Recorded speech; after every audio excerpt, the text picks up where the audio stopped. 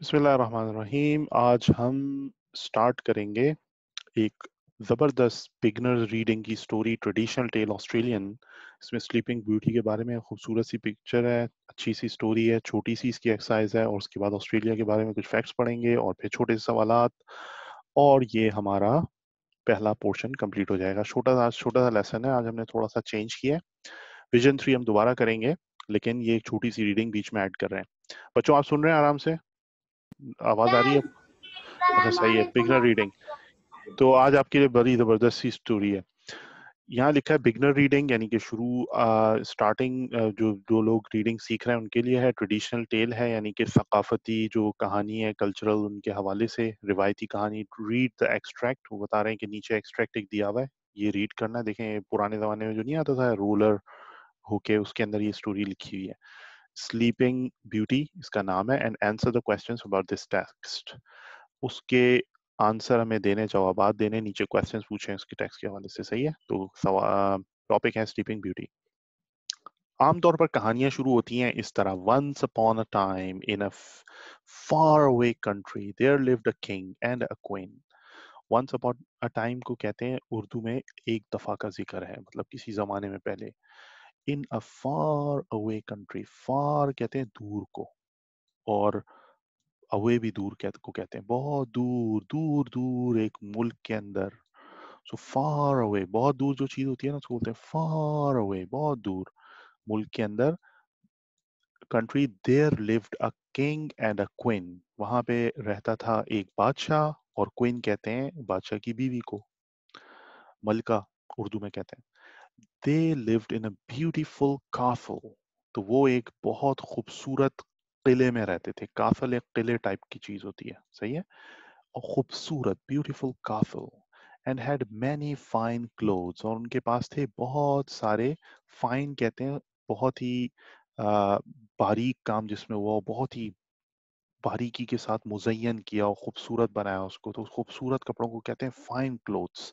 हम कहीं किसी ओकेजनल इवेंट के ऊपर कभी जाते हैं, किसी ओकेजन के ऊपर, तो हम अपना बड़ा जबरदस्त फाइन क्लोथ निकालते हैं, फिर हम उसे पहन के ज़ेब तन करते हैं, फिर हम जाते हैं। ज़ेब तन करना को कहते हैं उर्दू में पहनना, तो साथ में उर्दू के भी अच्छे अल्फाज सीखे, सही है? तो हम फाइन क्लोथ्स पहनते हैं, then we go to the good places, or to meet somebody, or to the occasions, or to marriage ceremonies, or any other, parties. So had many fine clothes, jewels and treasures. Jewels कहते हैं जेवरात, और खजाने, treasures खजाने को कहते हैं, मतलब सोना और सिक्के और अशरफियां बहुत सारी पड़ी हों। जेवल्स कहते हैं जिसको जेबे तन करें, जैसे इस औरत ने, देखें, इस औरत ने कुछ कपड़े पहने हुए हैं ना, कुछ ताज पहना हुआ है और कुछ इस तरह की चीजें, तो इसको कहते हैं जेवरात, jewels, सही है?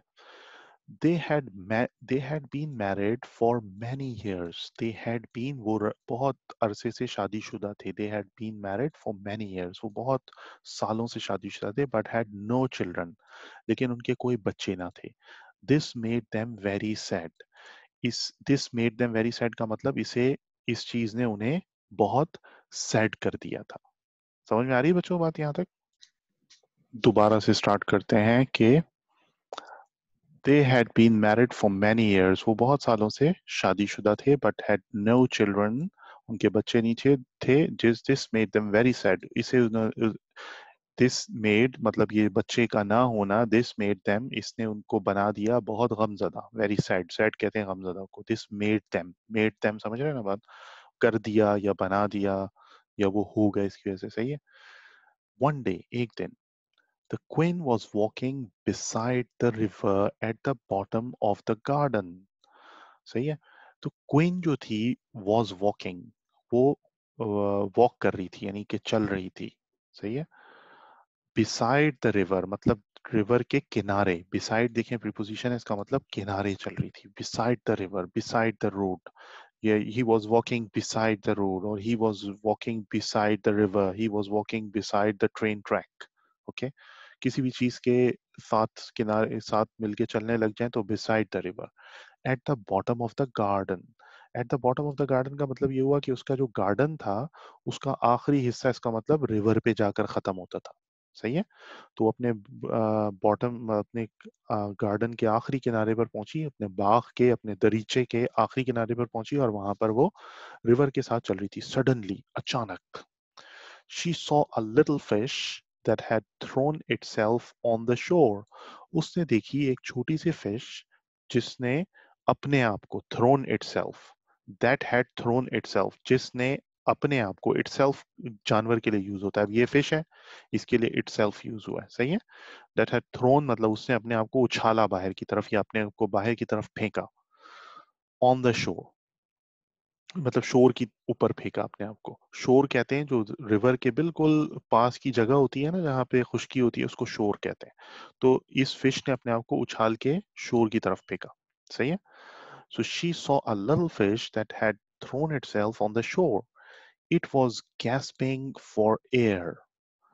अच्छा, वो जो है वो गैस्पिंग फॉर एयर का मतलब वो बहुत तेजी से सांस अंदर लेने की कोशिश कर रही थी, सही है।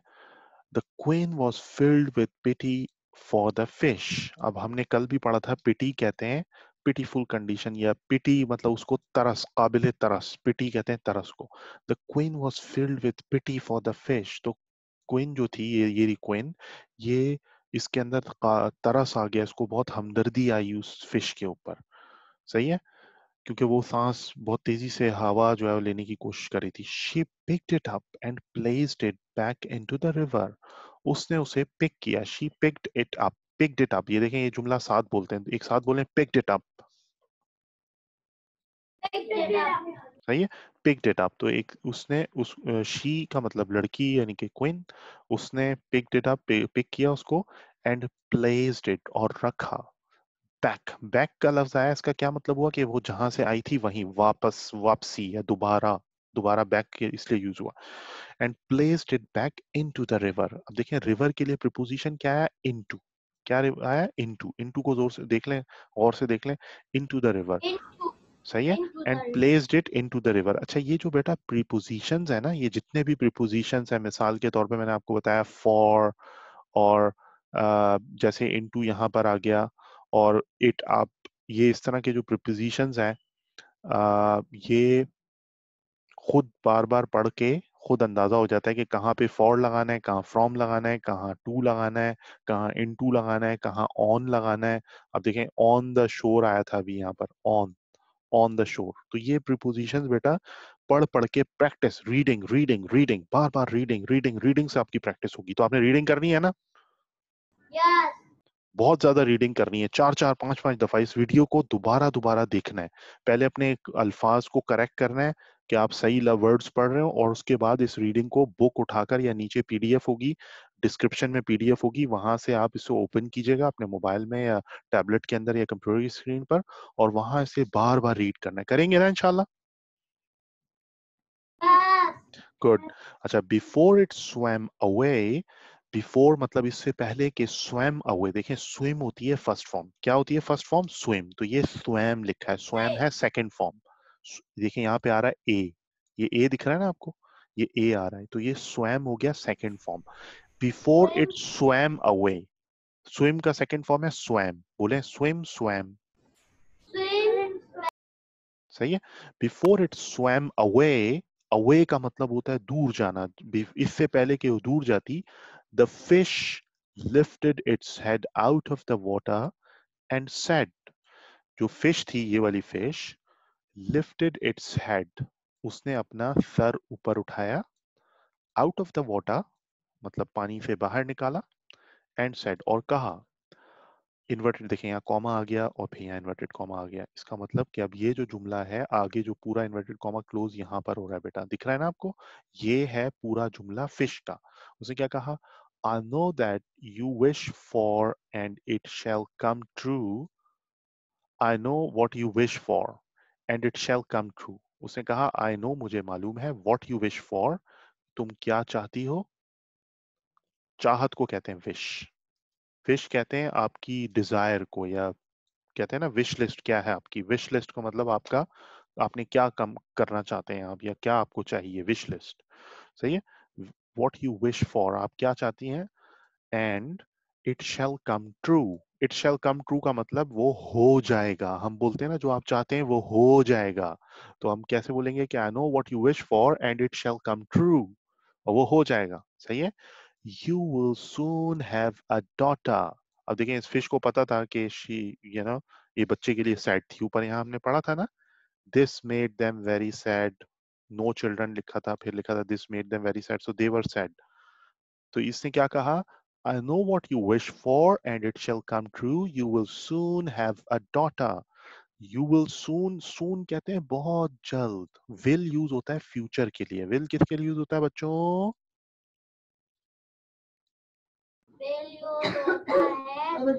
फ्यूचर के लिए, फ्यूचर के लिए। सही है। You will soon have a daughter. आपके पास बहुत जल्दी बच्ची, आपको बेटी मिलेगी। सही है। ये थी स्टोरी। सही है। अब यहाँ क्वेश्चन है आगे। Who lived in the beautiful castle? तो कौन रहता था यहाँ ऊपर? बताया था किंग एंड द क्वीन। सही है। तो इसका जवाब यहाँ आंसर्स पहले से लिखे हुए हैं बच्चे ने ना, किंग एंड द क्वीन। तो मैं बस रीड कर देता हूँ, ये एक्सरसाइज पहले से हुई हुई है। What was the bottom of the garden? The little river, little, अच्छा बॉटम ऑफ द गार्डन पे क्या था? मैंने बताया था ना बॉटम ऑफ द गार्डन, जहां उसका गार्डन खत्म हो रहा था वहां पर रिवर था। सही है। सो द रिवर था वहां पर, और फिश तो रिवर के अंदर थी। तो बॉटम ऑफ द गार्डन जहां पर बात हुई थी, वहां पर किसकी बात हुई थी? रिवर की बात हुई थी। जहां पे हमने कहा था ना, एट द, देखें, river at the bottom of the garden. सही है। अच्छा, why were the king and queen sad? क्यों थे वो लोग sad? Because they did not have children, या because they had no children, because they had no children, ये भी बोल सकते हैं। सही है। यहाँ स्पेलिंग गलत लिखी हुई है। What did the queen find on the shore? Queen को शोर पर क्या मिला था? तो उसको क्या मिला था बच्चों? उसने क्या देखा था शोर पर? ये रही तस्वीर। She saw, she saw a little fish that had, ये भी पढ़े ना, that had thrown itself on the shore.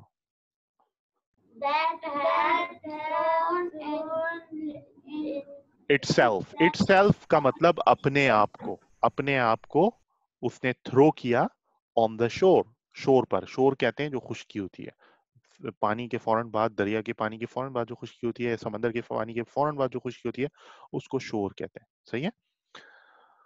What did the fish know about the queen? अब क्या उसको मालूम था क्वीन के बारे में? दो तीन बातें हो सकती हैं। She knew, she, what did she knew, what did the fish knew? The fish knew that they had no children and that she will get a daughter, and that she will soon have a daughter. समझ में आ गई बात? सही है। अच्छा, अब ये एक फैक्ट फाइल है, एक reading the fact file Australia and shade one circle to show whether the sentences about this text are true और फॉल्स। सो ये पढ़ेंगे, इसके बाद ट्रू और फॉल्स यहाँ पर आपने बताना है। सही है। ऑस्ट्रेलिया, कंट्री क्या है? Australia. Number of states and territories, कितनी स्टेट्स हैं इसकी और कितनी टेरिटरीज हैं? तो अब यहाँ लिखा है 6 स्टेट्स एंड 2 टेरिटरीज। बताएं कितनी स्टेट्स हैं इसकी बेटा? 6 स्टेट्स हैं एंड 2 टेरिटरीज। टेरिटरीज, सही है। Land, land area, Australia is estimated to be 7.692 और 7 मिलियन। देखें यहाँ 3 ये हो गए और फिर कॉमा लगा हुआ है, फिर 3 नंबर्स ये हो गए। तो ये जो 3 + 3 6 डिजिट्स आ जाते हैं ना, उससे पहले कुछ भी लिखा होता है तो ये इसको मिलियन काउंट करते हैं। तो 7,692,024 square kilometers and is the 6th largest country in the world.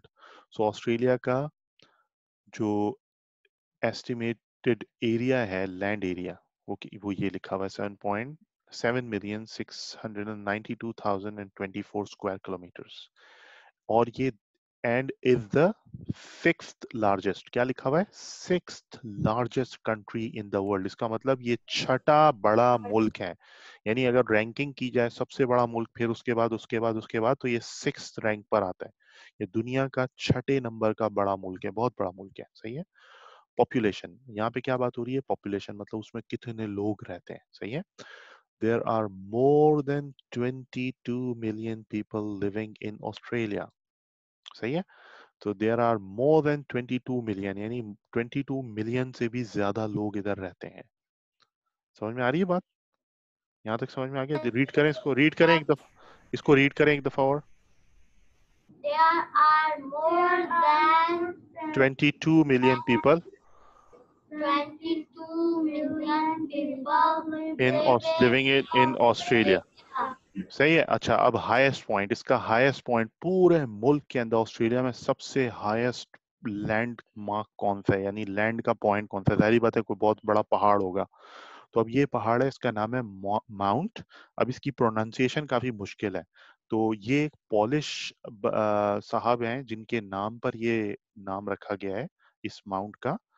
और ये जो साहब हैं ये इन्होंने अमेरिकन रेवोल्यूशन में भी बहुत बड़ा काम किया था और पोलैंड के अंदर भी बड़ा काम किया। तो पॉलिश के हैं ये।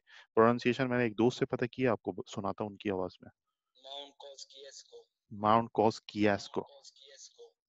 सही है। तो क्या है, क्या सुना आपने? Mount Kosciuszko. आवाज आ रही है? Mount Kosciuszko, Mount Kosciuszko. सही है। is the highest point in Australia and is 2000 and 2228 meters high. सही है। अच्छा, वर्ल्ड रिकॉर्ड्स। अब इसके क्या क्या वर्ल्ड रिकॉर्ड्स हैं वो भी देख लें। Australia has more than 10,000 beaches.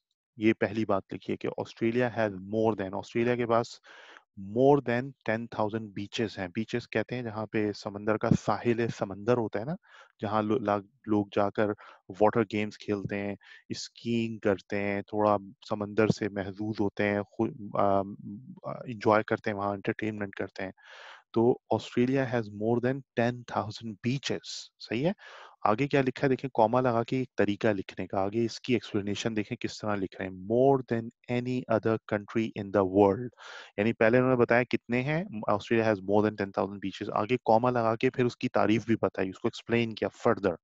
More than any other country in the world, यानी किस दुनिया के किसी भी मुल्क में सबसे ज्यादा। इसका मतलब दुनिया में सबसे ज्यादा बीचेस किस मुल्क में?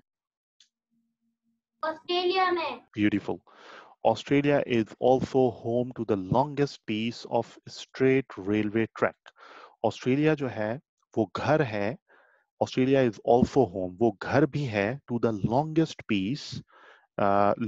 Piece of straight railway track, यानी एक तवील रेलवे ट्रैक, एक बहुत लंबा रेलवे ट्रैक का पूरा एक ही पीस के अंदर। वैसे तो रेलवे ट्रैक बहुत ज्यादा होंगे, लेकिन स्ट्रेट रेलवे ट्रैक जो कि एक ही जगह पर हो, तो वो longest piece of straight railway track कहाँ पर है? वो भी ऑस्ट्रेलिया ही में है। तो उसको किस तरह बोलते हैं? Australia is also home to the longest piece of straight railway track. सही है। The track is 478 kilometres long. So ये ट्रैक जो इन्होंने यहाँ बताया, इसको फर्दर एक्सप्लेन किया कि ये ट्रैक जो है ये 478 किलोमीटर्स लंबा है and stretches along the Nullarbor Plain in South Australia. अच्छा, स्ट्रेचेस मतलब ये फैला हुआ है, स्ट्रेच करना कहते हैं फैलने को ना, ये फैला हुआ है along the Nullarbor Plain in South Australia. So Nullarbor Plain है साउथ ऑस्ट्रेलिया में, उसके साथ अलोंग कहते हैं, उसके साथ फैला हुआ है ये रेलवे ट्रैक। सही है। The world's longest fence runs through the central Queensland and South Australia and is 5,531 kilometers long. तो दुनिया की लॉन्गेस्ट फेंस, फेंस कहते हैं वो जो मतलब जालियां नहीं लगा देते अक्सर रोड के किनारों पर, जो है वो फेंस लगा देते हैं कि जानवर ना कूद पड़े, जब जहाँ पर फॉरेस्ट एरिया होता है, जंगलाती इलाका होता है, वहां अंदर जो जानवर होते हैं, कैंगरूज या गोट्स या काउस या लैम्स, इस तरह जंगलात के अंदर होते हैं, वो निकल के सड़क पर आ जाते हैं और तेज रफ्तार गाड़ी इनको हिट करती है, तो गाड़ी को भी डैमेज होता है और जानवर बेचारा भी डेड हो जाता है और जख्मी हो जाता है, इंजर्ड हो जाता है। तो उसकी वजह से उसके लिए फेंस लगाई जाती है। तो द वर्ल्ड्स लॉन्गेस्ट फेंस, और फिर बाद औकात फेंस जो है वो बॉर्डर पे भी लगाई जाती है, सही है। तो वर्ल्ड्स लॉन्गेस्ट फेंस, दुनिया की सबसे लंबी तरीन fence, runs through Central Queensland. कहाँ से रन करती है? सेंट्रल क्वींसलैंड से एंड साउथ ऑस्ट्रेलिया, सही है, इसमें से गुजरती है। And is 5531 kilometre long. So ये आपने अच्छी तरह इसको रीड करना है, ये बहुत अच्छी इंफॉर्मेशन है। देखिए ऑस्ट्रेलिया का मैप पीछे आपको नजर आ रहा है, देख रहे हैं आप, ये ऑस्ट्रेलिया का मैप है, ये तो आपको पहले पहले ही पता होगा। तो ये तमाम चीजें बहुत अच्छी जनरल नॉलेज है, इसको याद रखिएगा। ऑस्ट्रेलियन नॉलेज भी है, ऑस्ट्रेलिया के बारे में मालूमात, सही है। Australia is the largest country in the world, क्या ये बात सही है जो अभी हमने ऊपर पढ़ा उसके मुताबिक? ट्रू है या फॉल्स है? आप, True. ट्रू तो नहीं है, मैंने तो आपको बहुत डिटेल में बताया था कि ये छठे रैंक पर आता है, मैंने तो बताया था आपको that it is and is the six large. बेटा इस पर ना जाए, जो यहाँ लिखा है ये मुझे रीड करके ना बताइए, गलत भी हो सकता है, सही है। तो आप अपनी तरफ से बताएं कि Australia is the largest country in the world, क्या ये लार्जेस्ट कंट्री है? No. तो कौन सा है फिर? ये है सिक्स लार्जेस्ट, क्या है? आज लार्जेस्ट है, लेकिन यानी कि सिर्फ लार्जेस्ट होगा, यानी कि कुछ मुबारक तो है ना, हाँ इससे लेकिन बड़े। लार्ज, हाँ कुछ और है, लार्जेस्ट उसको बोलते हैं जो टॉप नंबर वन पर आ रहा हो, यानी उससे बड़ा कोई ना हो, उसको बोलते हैं लार्जेस्ट। अगर वो लार्जेस्ट ना हो तो फिर क्या बोलेंगे? सिक्स लार्जेस्ट या सेकंड या फिफ्थ लार्जेस्ट या fourth largest country in the world, ऐसे बोलेंगे जो भी उसका रैंक होगा। अभी ऑस्ट्रेलिया का रैंक क्या है? सिक्स है, तो हम बोलेंगे Australia is the six largest country in the world. तो ये बात हो गई फॉल्स, समझ में आई बात? ये फॉल्स हो जाएगा। So the country with the highest number of beaches in the world is Australia. So वो मुल्क जिसमें हाईएस्ट नंबर, सबसे ज्यादा बीचेस हैं, वो ऑस्ट्रेलिया है। क्या ये बात सही है? True. ट्रू, हमने पढ़ा था ना कि यहाँ पर पढ़ा था Australia has more than 10,000 beaches, more than any other country in the world, यानी मोर देन किसी भी दुनिया में किसी भी मुल्क से सबसे ज्यादा। तो इसका मतलब ये हो गया highest number of beaches in the world in Australia is Australia, सही है। Australia's highest point is the Great Dividing Range. क्या ऑस्ट्रेलिया का highest point great dividing range है? हमने क्या बताया था, जो ऑस्ट्रेलिया का हाईएस्ट पॉइंट है वो क्या है? माउंट कॉस्कियस्को। क्या है? Cause years go. हाँ इसको बार बार सुनिएगा, माउंट कॉस्कियस्को, माउंट कॉस्कियस्को, सही है। So there are 8 states in Australia. States कितनी है?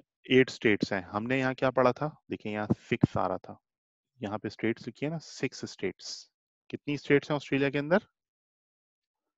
6 स्टेट्स, 6 स्टेट्स लिखा है और 2 टेरिटरीज।